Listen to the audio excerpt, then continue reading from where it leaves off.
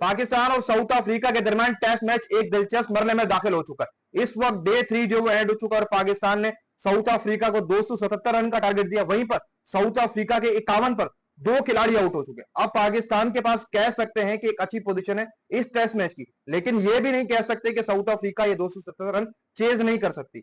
ये भी हम मान के चलें कि साउथ अफ्रीका ये 277 रन इजी भी चेस कर सकती है। लेकिन पाकिस्तान की जो पोजीशन है वो मुझे थोड़ी बहुत अच्छी दिखाई दे रही, क्योंकि पाकिस्तान ने आज ही उनकी दो विकेटें आम गिरा दी। अब जो नीचे उनके पास प्लेयर्स है वो मैं समझता हूं कि उनके स्ट्रॉन्ग भी है, लेकिन पाकिस्तान को कहीं ना कहीं पर थोड़ा सा एक और टफ टाइम देना पड़ेगा साउथ अफ्रीका को अपनी बॉलिंग से। सुबह सुबह आते साथ नोमान दोबारा आए, बॉलिंग करे और एक आध विकेट जो वो चरकाए आते साथ ही। अगर पाकिस्तान चाहता है कि ये टेस्ट मैच उनके हाथ में 270 रन साउथ अफ्रीका चेज ना करें, जो कि शायद मुझे लगता है कि आसानी से कर लेगी साउथ अफ्रीका, तो उसके लिए पाकिस्तान को अगर साउथ अफ्रीका को रोकना है तो आते साथ पहले एक विकेट तो गिरानी होगी। जो पहला सेशन होगा उसके अंदर एक दो विकेट आना मेरे हिसाब से काफी ज्यादा इंपॉर्टेंट रहने वाला है पाकिस्तान के लिए।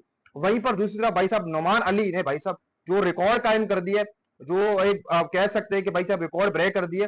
नोवा फाइबर जो पंजा कहा जाता है, यानी कि 5 बार जिसको विकेट्स कहते हैं कि जी फाइबर लगाया, तो वो नोमान अली ने जो वो 9वीं दफा लगा दिए। यानी कि पाकिस्तान के वो पहले लेफ्ट आर्म स्पिनर बन चुके हैं जिसने 9 मरतबा फाइबर मारा। या 5 विकेटों से ऊपर 6 विकेट लेना या 7 विकेट लेना, तो नुमान अली बन चुके। एक बार नुमान अली ने श्रीलंका में फाइबर ठोका था, फिर उसके बाद जो फाइबर लगा वो पाकिस्तान के अंदर ही लगा। मतलब नुमान अली का इस वक्त देखा जाए तो रिकॉर्ड है पाकिस्तान की टेस्ट टीम में वो काफी जबरदस्त है। भले ही एज ओवर है, लेकिन कहीं ना कहीं पर वो पाकिस्तान को जो बॉलिंग करके दे वो बड़ी जबरदस्त आउट क्लास बॉलिंग है। और वहीं पर वो पहले पाकिस्तानी बन चुके हैं लेफ्ट आर्म स्पिनर कह सकते हैं कि वो पहले बन चुके पाकिस्तानी जिन्होंने टेस्ट मैच के अंदर फाइबर ठोका है, और यानी कि 9 बार फाइबर ठोका, यानी कि 9 बार जिसको कहा जाता है पंजा मारा या फिर 5 विकेट से ऊपर लेना, इसको जो फाइबर कहते हैं। वो पहले पाकिस्तानी लेफ्ट आर्म स्पिनर जो बन चुके नुमान अली। भाई साहब ये कारनामा भी नुमान अली ने जान दिए। बाकी बाबर आजम ने आज पाकिस्तान की तरफ से 42 रन किए, बाकी 41 रन अब्दुल्ला शफीक, लेकिन बाबर का ही आज हाईएस्ट स्कोर था। बाकी तो आते साथ जाते रहे,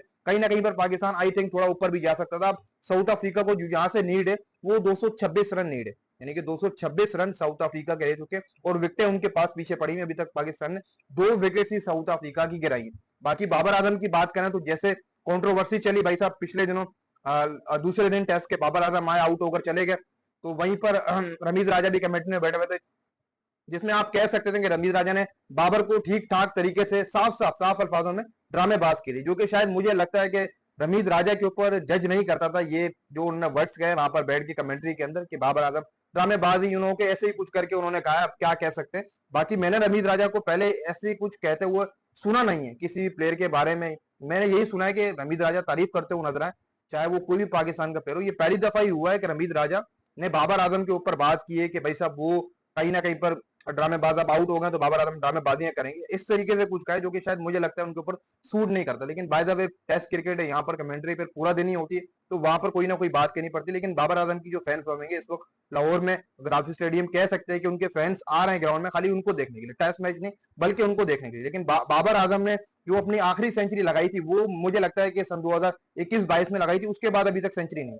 और 23 के अंदर ओडीआई के अंदर लास्ट अपनी सेंचुरी स्कोर की थी, वो भी नेपाल के अगेंस्ट मुल्तान के अंदर। अब देख लो बाबर आजम को भी एक लंबा अरसा हो चुका है, लेकिन मैं रमीज राजा के ऊपर तो बात नहीं करूंगा। अगर उन्होंने कह भी दिया तो कोई मसले की बात नहीं है, वो कह सकते हैं एक लेजेंड बंदा, लेकिन मैं उनकी फॉर्म के ऊपर जरूर बात करूंगा। आज बाबर ने 42 की, जो कि मेरे हिसाब से अच्छी चीज थी। बाबर के 42 लगे तो टीम कहीं ना कहीं पर 277 पर पहुंची है, वरना मुझे लगता था कि कहीं ना कहीं थोड़ी बहुत जो पार्टनरशिप बिल्ड हुई, अब बाबर आउट हो जाता तो पाकिस्तान 200 से पहले ही जो आल हो जाता। लेकिन बाबर आजम की जो लास्ट सेंचुरी आई है वो सन 2022-21 में है, उसके बाद अभी तक टेस्ट में बाबर ने सेंचुरी नहीं की। लेकिन पाकिस्तान को ये टेस्ट मैच जीतना बहुत ज्यादा जरूरी है, और फिर कह सकते हैं कि आप वर्ल्ड टेस्ट चैंपियनशिप जो डिफेंडर थी उसको आप हरा दें पहला टेस्ट, फिर उसके जो आपका सर्किल है WTC का वो आपका इजी है कि आप आसानी से फाइनल तक पहुंच सकते हैं, इसमें कोई मुश्किल नहीं है। क्योंकि आपका एक साउथ अफ्रीका का सीरीज है, बाकी सीरीज देखी जाए वो भी आपको होम पड़ेंगी, और कहीं ना कहीं पर आप जीत भी सकेंगे। और ज्यादा इस मरतबा एक आपकी बड़ी सीरीज तो टेस्ट सीरीज साउथ अफ्रीका के साथ जो वो सर्किल के अंदर आई है, तो आप फाइनल तक पहुंच सकते हैं। लेकिन पाकिस्तान अगर साउथ अफ्रीका को हरा लेता तो पाकिस्तान के लिए गेम अच्छी हो जाएगी। लेकिन बाय द वे कल ही पता लगेगा, पहले सेशन में पाकिस्तान विकेट गिरा लेता है तो कह सकते हैं कि पाकिस्तान के हाथ में पूरा टेस्ट आ जाएगा। लेकिन यहाँ पर 51 पर अभी साउथ अफ्रीका के 2 हैं, साउथ अफ्रीका के भी नीचे बैटिंग लाना पड़ी है। लेकिन ऐसा भी नहीं कि पाकिस्तान के हाथ में टेस्ट नहीं, पूरा टेस्ट कैस 50-50 है कि पाकिस्तान के हाथ में साउथ अफ्रीका के अंडर 2 विकेट गिर गए, उनको थोड़ा बहुत प्रेशर होगा कल सुबह, वो अगर आते हैं 1-2 विकेट गिर जाते हैं उनके लिए प्रॉब्लम खड़ी हो जाएगी, पाकिस्तान बैक कर जाएगा इस टेस्ट मैच में। लेकिन बाय द वे देखेंगे भाई कल क्या होता है, पाकिस्तान क्या करता है। मैं तो ये कहूंगा कि सुबह सुबह पहले सेशन में दो या एक विकेट गिरा दो और प्रेशर आ जाएगा, फिर उसके बाद कहीं ना कहीं पर ये 200 से पहले पहले जो वो साउथ अफ्रीका को क्लियर कर दो, जो कि मुश्किल भी है लेकिन हमारे स्पिनर रोमान अली के लिए आसान भी है। जिस तरीके से वो पाकिस्तान के पहले लेफ्ट आर्म स्पिनर बन चुके हैं जिन्होंने 9 बार जो वो 5 विकेटें ली या फिर 5 विकेटों से जायद भी कहा जा सकता है।